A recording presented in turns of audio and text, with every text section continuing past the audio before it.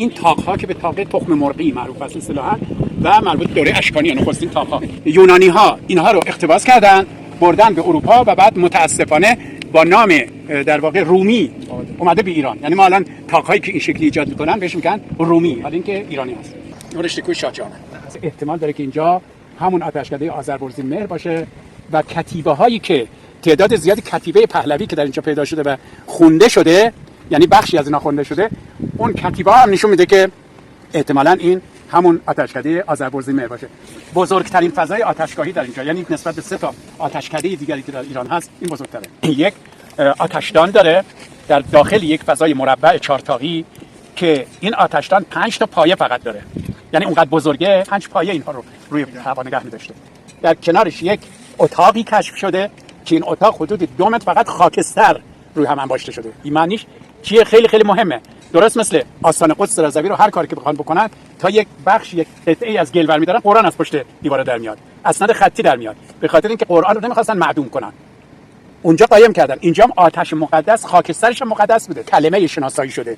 اون کلمه در بوده، در، که این در رو کسی که در آلمان متخصص آتشکده‌ها و متخصص تمدن ساسانی هست گفته فقط این رو برای آتشکده‌های بزرگ ازش استفاده می‌کردن. از سال 1912 که هرسفلد اومده برای اولین بار این رو دیده، این رو گفته که آتشکده هستش. بعد آقای آندره گودار در سال 1941 اومده این رو دیده، بررسی کرده، معرفی کرده در کتاب آثار ایران. اون گفته نه، این آتشکده نیست، یک بنای بین راهیه، باز در ارتباط با همین راه، یعنی جنبه در واقع نگاه مثل پلیس راه، مثلا مراقبت از راه داشته. کسانی دیگه مثل ماکسیم سیرو و علی حاکمی و آقای سرفراز و اینا خیلی ها اومدن اینجا رو بازدید کردن و یا حرفای دیگران رو گفتن، همون قبلی ها رو، یا خودشون هم اظهار نظر کردن. باز اونها بعضی گفتن آتشکده است، بعضی گفتن که نیست.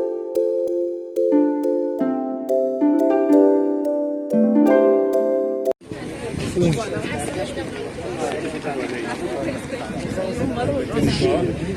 قلعه دختره، این قلعه پسر، درده بازی رو نگهبانی می‌کنه. این درده که بوده همه بعد از این تنگا رد باشه، این درده راه قدیم اینجا دیده میشه الان. آره که راه قدیم مشهد هم از تربت هم از اینجا. ببینید دوستان، من گفتم که کوهی به نام کوه شاه جهان، این رشته کوه شاه جهانه، این رشته کوه شاه جهانه. این در واقع میاد میره تا نزدیک سبز جنوب سبزوار. تنها معبر این کوه همین هست، این دره هستش که به بازه هور میاد، یعنی دره خورشید. بازه هور با هد و چشم ها، نه هیچ. اون هوری که اینجا نوشته بود یعنی هوریا که تو بهش هستن معمولا، ولی این که اینجا هست دره خورشید. دره خورشید 30 ثانیه به من اجازه میدید؟ ببخشید اصلا میشه از این استفاده نکنیم. زیاد که نیستن که ولش. بعد این دره گفتم که بسیار بسیار مهم بوده از جهت ارتباط بین شمال و جنوب خراسان و چون همه راه ها از اینجا باید میگذشته، بنابراین گفتم که بهشت دزدا هم بوده اینجا، یعنی بهترین محل بوده که بتونن غارت بکنن و لخت بکنن و از این حرفا.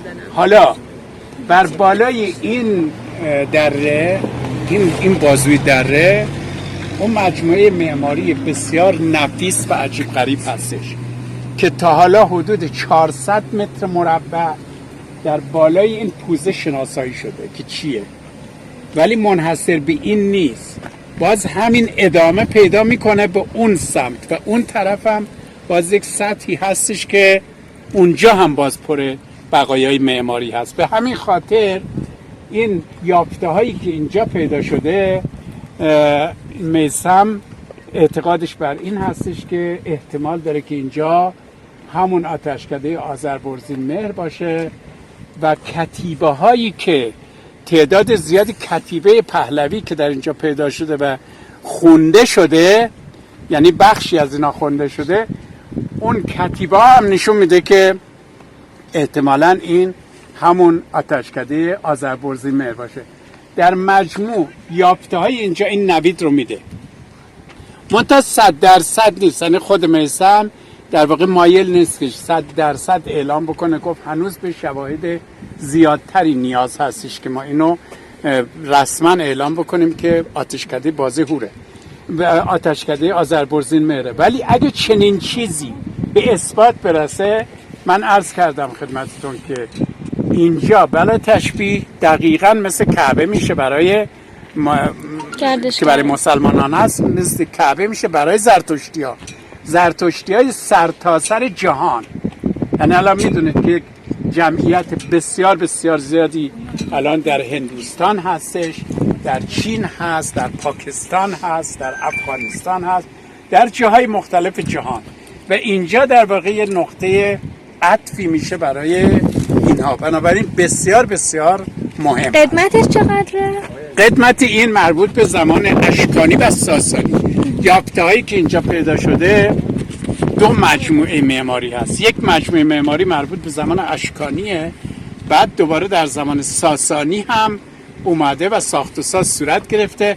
منتها اون آتشکده اصلی که احتمالاً آذربرزین مهر هست مربوط به دوره اشکانی، دوره ساسانیه و آثار و شواهدی پیدا شده در اینجا که به طور مشخص متعلق به یزدگرد سوم، یعنی آخرین پادشاه ساسانی هم اینجا اومده و آثاری از خودش به جا گذاشته.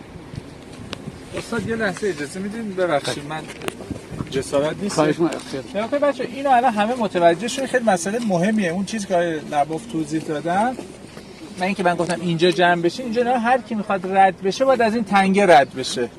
بعد شما قشنگ از بالا میتونن به اینا حمله کنن مورد تعالی. یعنی خیلی استاد لباف قشنگ اینو توصیف کردن. شما از اینجا میبینید، از اون بالا دیگه دیده نمیشه.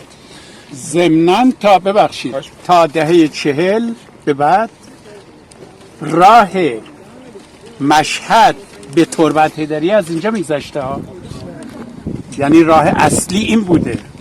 از اون به بعد اون راه فرعی رو ما الان منحرف شدیم از راه اصلی و راه اصلی از اینجا بود.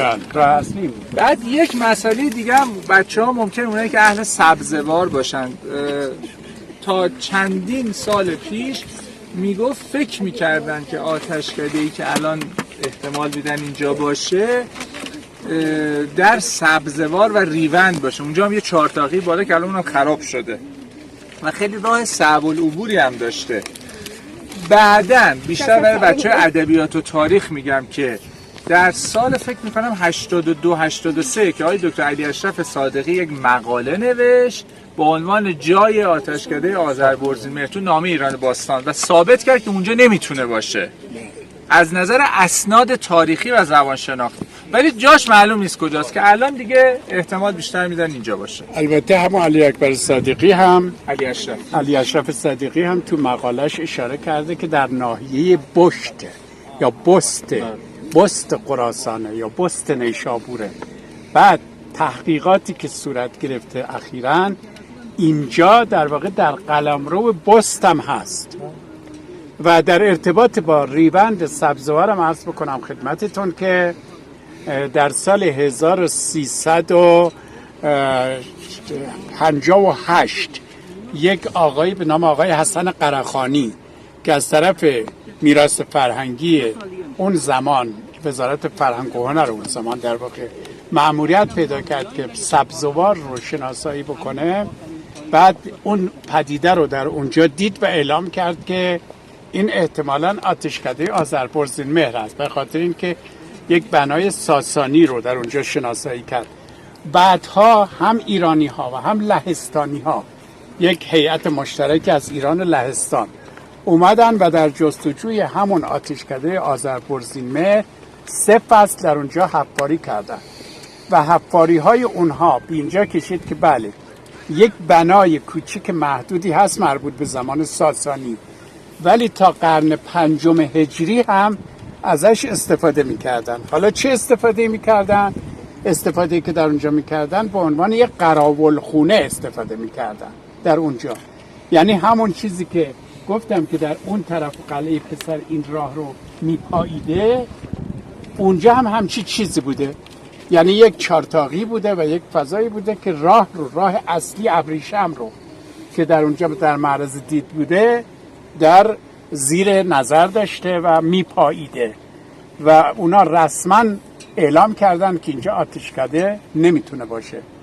یعنی اضافه بر آقای صدیقی اون گروه کاوشگر هم لهستانیا و ایرانیا اعلام کردن که حالا کسانی که کار کردن یه خانم لهستانی بوده به اضافه یه آقای به نام آقای هاشمی که الان در مازندران توی استاد دانشگاه اونجا از بیرجندی هست.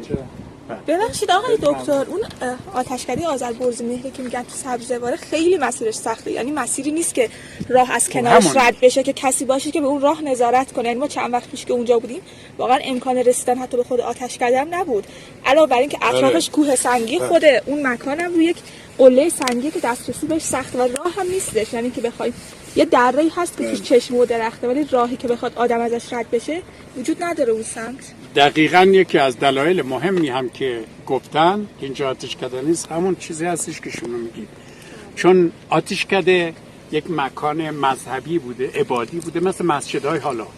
خب معمولاً این مساجد رو در جایی میسازن که یک جمعیتی باشه و استفاده بکنن، به سهولت ازش استفاده بکنه. هیچ دلیلی نداره که بخواد بالای کوه باشه.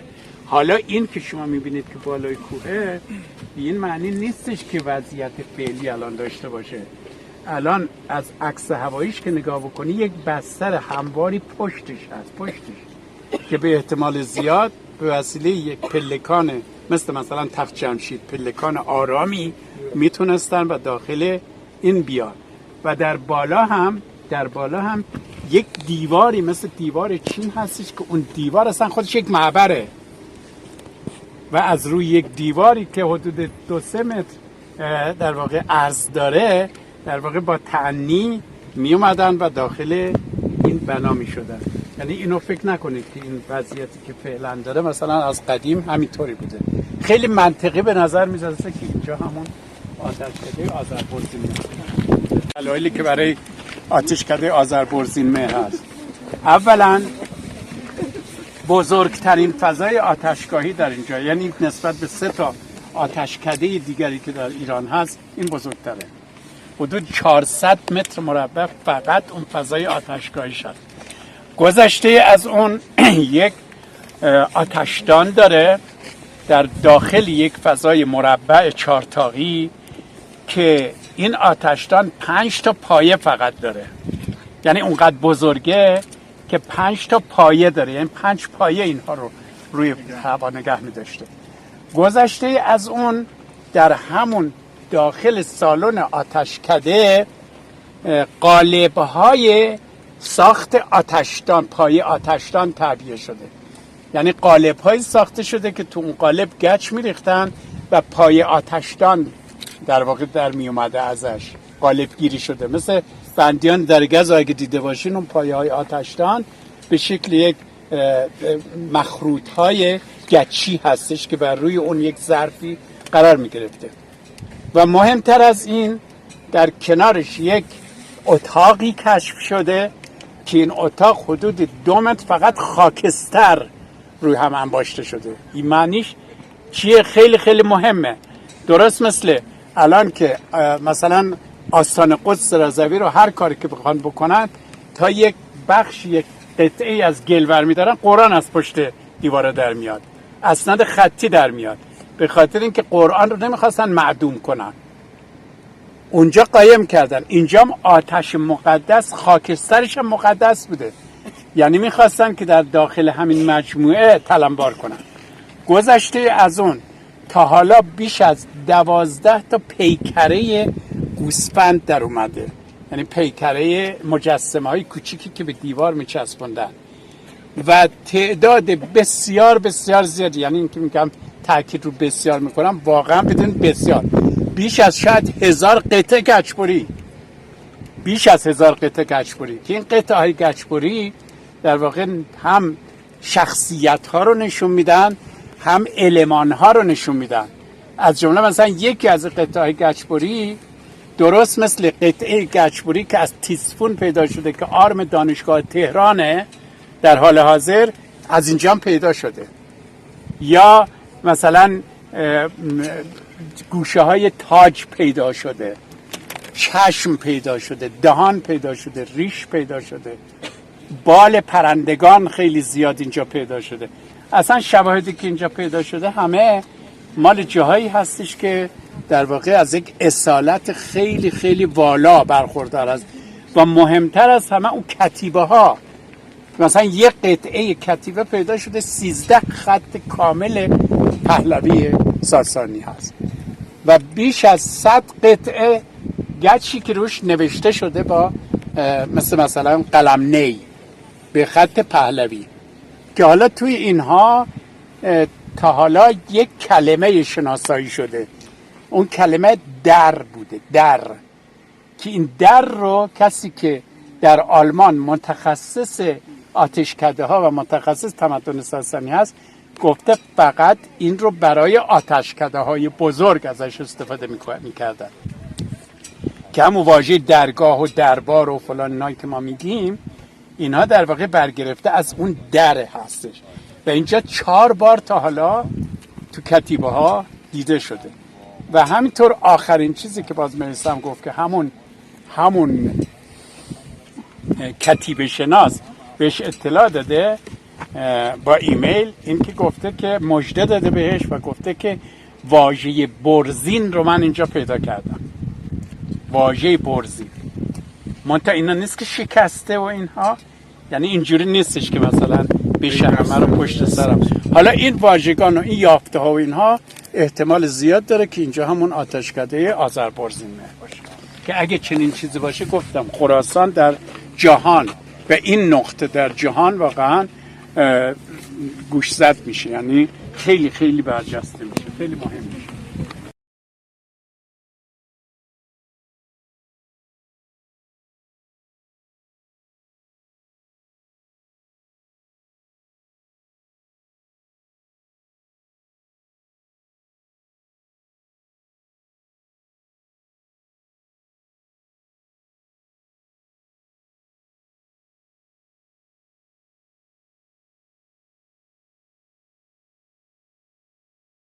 این تاق‌ها که به تاق تخم مرغی معروف است اصطلاحاً و مربوط دوره اشکانی نخستین تاق‌ها، بعد منتها یونانی ها اینها رو اقتباس کردن بردن به اروپا و بعد متاسفانه با نام در واقع رومی اومده به ایران. یعنی ما الان تاق‌هایی که این شکلی ایجاد میکنن بهش میگن رومی، حالا این که ایرانی هست.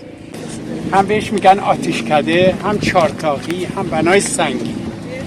و دلیلش هم این هستش که اشخاص مختلفی، دانشمندان متعددی در مورد این اظهار نظر کردن. از سال 1912 که هرتزفلد اومده برای اولین بار این رو دیده، این رو گفته که آتشکده هستش.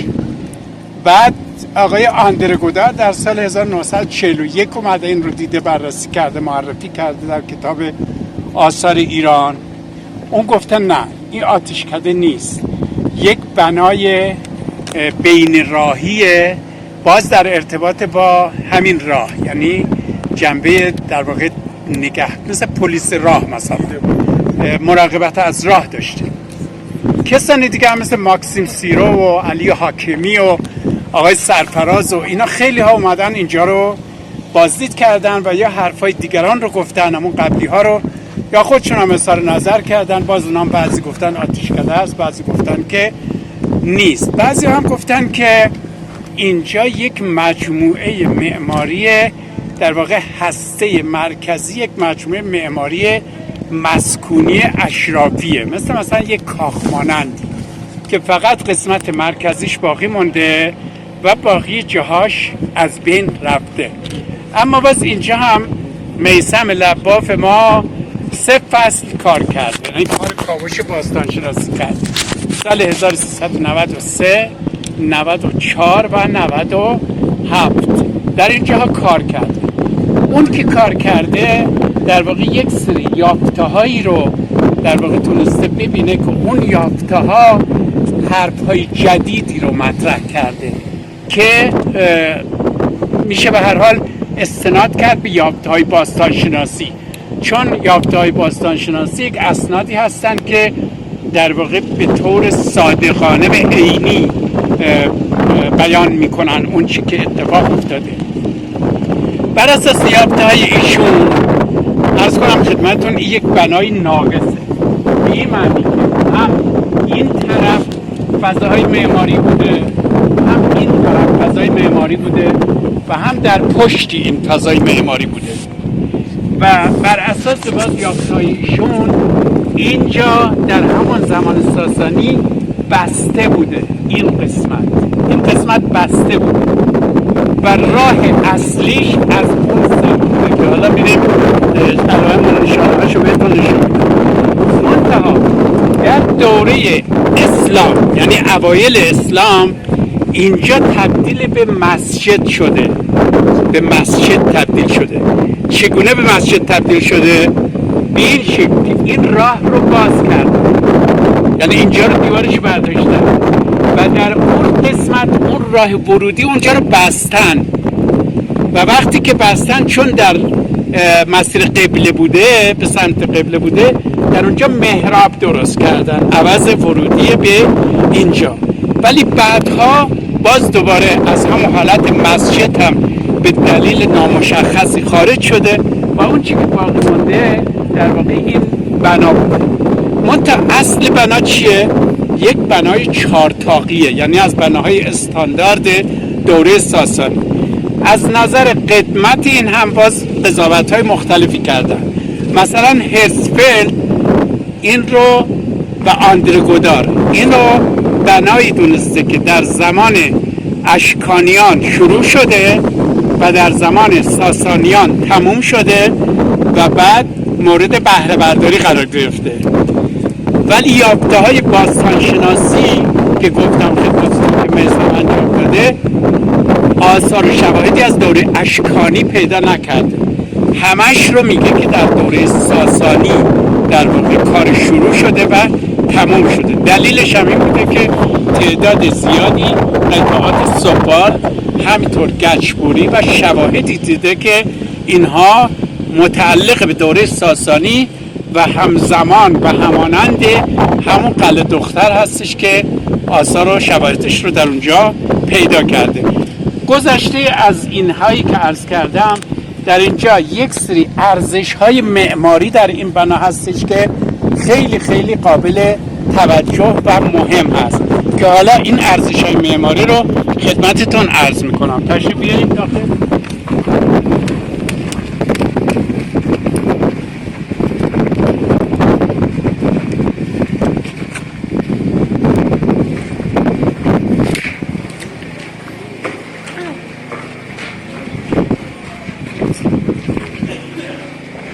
اولا این بنایی که شما الان شاهدش هستید این شکل نبوده. شما اگر که عکس‌های انجمن آثار ملی رو قبل از سال 1347 نگاه بکنید اینجا رو به صورت یک توده سنگ بیشتر می‌بینید و در واقع همش ویران شده بوده. از سال 1347 جاهایی که جدید هستش مثلا این دست نخورده است، اون قسمت بالاش فقط تعمیر شده یا این اون قسمت جلوش تعمیر شده. اینها در سال 1347 در واقع دوباره مرمت شده و به این شکلی که هستش در اومده. اما اون ارزش‌های معماری که عرض کردم خدمتتون، بزرگترین هنر ایرانی‌ها در معماری که در جهان مشهور هست چگونگی تبدیل فضاهای 4 ضلعی به 8 ضلعی بوده. چرا 8 ضلعی؟ به خاطر اینکه گنبد در واقع از هنر ایرانی هاست. گنبد معمولا یک قاعده مدور داره، گرد داره، باید بر روی یک بستر گرد گذاشته بشه. بنابراین اول باید فضاهای 4 ضلعی رو تبدیل بکنن به 8 ضلعی و بعد 16 ضلعی و در نهایت دایره تا بتونن گنبد رو بر روی اون فضا، اون قاعده ایجاد بکنن. به همین خاطر ما مهمترین، یعنی شاید اولین نباشه ولی در مهمترین اقدام بارزی که انجام داده انسان جهت استقرار گنبد در این بنا بوده. شما می‌بینید که با استفاده از الوارهای چوب الوارهایی که گذاشتن در واقع اومدن و این فضای 4 ضلعی رو تبدیل به 8 ضلعی کردن و بعد تونستن اون گنبد رو بر این بالای این بذارن. گذشته از اون در واقع تجسم یک باور اسطوره‌ای رو در اینجا بهش حقیقت دادن. اون تجسم باور اسطوره‌ای چیه؟ اون باور اسطوره‌ای این هستش که از نظر در اساطیر ایرانی در واقع جهان مسطح بوده و به شکل یک صفحه مربع بوده و در 4 گوشه اون صفحه مربع 4 تا ستون بوده و بر فراز اون 4 تا ستون در واقع آسمان بوده که به سقف‌ها میگن آسمانه در معماری. اون آسمان هم از الماس بوده و اون آسمان منفذهایی داشته. اون منفذها به عالم نور باز بوده که اون عالم نور هم در واقع ما از طریق اون منفذها اون ستاره ها رو مثلا سوراخ هایی که ستاره ها هستن به اون شکل میبینیم که به اون عالم نور باز هست. این از نظر اسطوره‌ای ها فکر نکنید واقعیت داره، از نظر اسطوره‌ای. یا خورشید مثلا بزرگترین منفذ بوده که به اون عالم نور باز میشده، یا ماه یا چیزای دیگه. حالا این باور رو در اینجا تجسم دادن. یعنی چی؟ یعنی 4 تا پایه گذاشتن به اضافه یک آسمانه که خیلی جالب هستش که حالا در دوره اسلامی که میرسه بعد میبینیم که در این آسمانه میان بر فراز در بلندترین نقطه شمسه ایجاد میکنن. شمسه یعنی شکل شبیه خورشید و بعد با مقرنس هایی که در گوشه های ایجاد میکنن ستاره ایجاد میکنن. یعنی شما اگر که حرم شناسی هم ما داریم، حرم شناسی با من بیاید به حرم، اونجا از این خادم میتونید بپرسید که ما هم خورشید رو داریم در اون آسمانه، هم ستاره ها رو داریم در اون آسمانه که به اون باور در واقع تجسم بدن. بنابراین این اتفاق هم باز در اینجا افتاده که از نظر فلسفی و از نظر به اصطلاح اسطوره‌ای می‌بینید که چقدر مهمه. یه مسئله دیگه که در این خیلی اهمیت داره در واقع استفاده از مهندسی و خاصیت ایستایی هستش که باز این جرزها رو شما نگاه کنید، این ضخامت‌ها رو، بعد این ضخامت‌ها رو در این طرف و در این طرف هر کدوم تشکیل یک جرزی داده که بتونه این بنای سنگین رو بر فراز خودش نگه داره که اون خرابی هایی که من گفتم عامل انسانی متاسفانه باعث شده بوده. فکر نکنید که زلزله این کارا رو کرده. دلیلش هم این بوده که فکر میکردن مثلا این بالاها گنجه، اون بالاها رو خراب میکردن به امید این که در اینجا گنج هست و بعد تبدیلش کردن به مخروبه. خب عرض کردم اینجا پس یک دیوار بوده که پیدا کرده از این طرف و اون طرف، یعنی بسته بوده.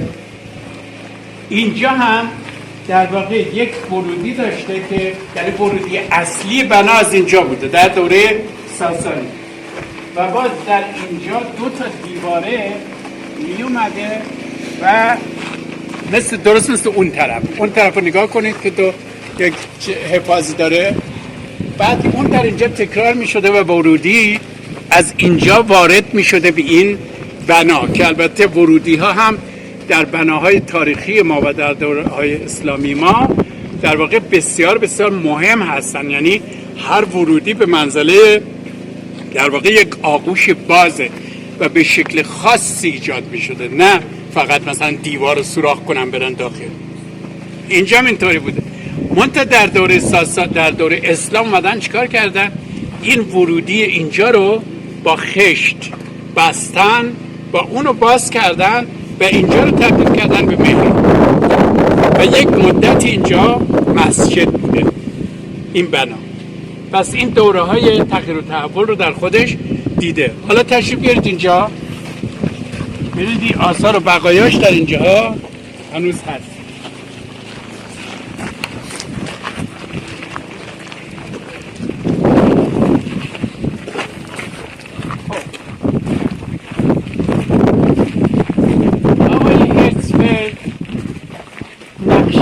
کشیده توی اون نقشه باز بوده اینجا اینجا هم آدم حدس میزنه که انگار مثلا یک ورودیه که بسته شده، این باز بوده. حالا این با کجا باز بوده؟ اون داغی دیوارا رو نگاه کنه، چسبیده به اونجا، به یک فضای ستوندار اینجا باز بوده. این فضای ستوندار در اینجا 16 تا ستون داشته، یعنی میسم در آورده 16 تا ستون، 8 ستون در یک ردیف، 8 ستون دیگه هم در یک ردیف، که اعتقاد میسم بر این هستش که با توجه به نوشته هرتزفلد، یعنی نقشه‌ای که هرتزفلد ترسیم کرده، ما ورودی اصلی این بنا رو در اینجا داشتیم، نه در اونجا و نه در اونجا. چرا؟ به خاطر اینکه هر بنای ساسانی و بناهای هخامنشی، یعنی بناهای هخامنشی رو هم در تخت جمشید باز اگه ببینید، هر مثلا آپادانای تخت جمشید اول یک ایوان ستوندار داره، بعد از انتهای ایوان میرن به داخل آپادانا، یا آتشکده بندیان درگز رو باز اگه دیده باشید، یک ایوان ستوندار داره، از انتهای ایوان ستوندار دارید میرید به آتشکده. ایشون هم معتقد هستش که در اینجا یک تالاری بوده، تالار ستوندار، که این تالار ستوندار به منزله پیشخان این بنا بوده. یعنی در واقع این ایوان در مقدمه ورودی و در جلو ورودی قرار داشته که از طریق اون ایوان میرفتن به داخل این ورودی. عرض کنم که این بنا به دلیل اهمیتی که داشته، اولا قدیمی ترین بنای برپای خراسانه. این بنا گذشته از اون اولین بنای خراسان در ثبت شده در فهرست آثار ملی هستش، یعنی اولین بنایی که در سال 1310 هجری قمری به پیشنهاد آندره گودار در واقع در فهرست آثار ملی ثبت شده، باز همین بنای بازه هور بوده. و گذشته از اون باز در جاهای مختلف اینجا که گمان زنی شده، باز آثار معماری، البته نه مربوط به این، مربوط به دوره‌های گذشته هم پیدا شده. بخصوص این دامنه‌ای که شما می‌بینید، یعنی تمامی این دره از همینجا تا این قسمتی که در واقع خاک هست و حالت مثلا دیمزار هست، تمام اینجا پوشیده از معماری هستش و مربوط به زمان ساسانی هم هست. و جالب هستش که در همون نوشته آقای صادقی، علی اکبر صادقی، توی اون میگوید که آتشکده آذربرزینمهر در نزدیکی روستایی مثلا یا زیستگاهی به نام گنبه یا قبه مثلا، که بعد خودش پیشنهاد میکنه که این گبه در واقع فارسی قبه هست، که قبه عرب‌ها اسمشو گذاشتن قبه و بعد قبه هم به معنی گنبده، که بعد اونجا حدس میزنن که، یعنی بعدها حدس میزنن که شاید در واقع این باشه منظور، یعنی این وجود داشته که اونجا ساخته شده، در نزدیکی این بوده، با توجه به این بافت باستانی که اینجا هست. مثلا در این دامنه ها تدفین زیاد صورت گرفته، تا بالای چندین تدفین شناسایی شده که گورهایی که مربوط باز به همون زمان بوده.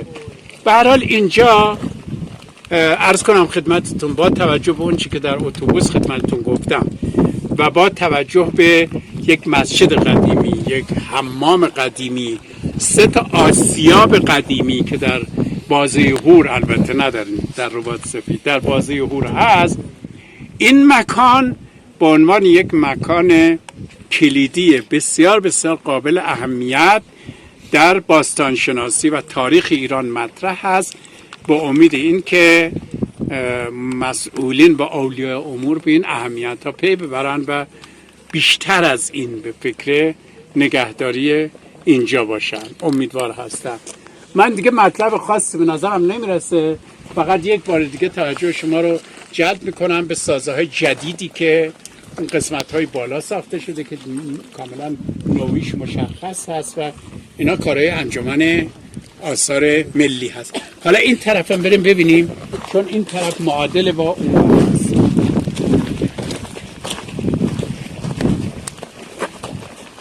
اینا اون دیوار، بقایای دیوار بیرونی سالن ستونداره که گفتم. یعنی اینجا زیرش 16 تا ستون مدفونه الان که پیدا شده. حالا اینو اگه منتشر کنه بعد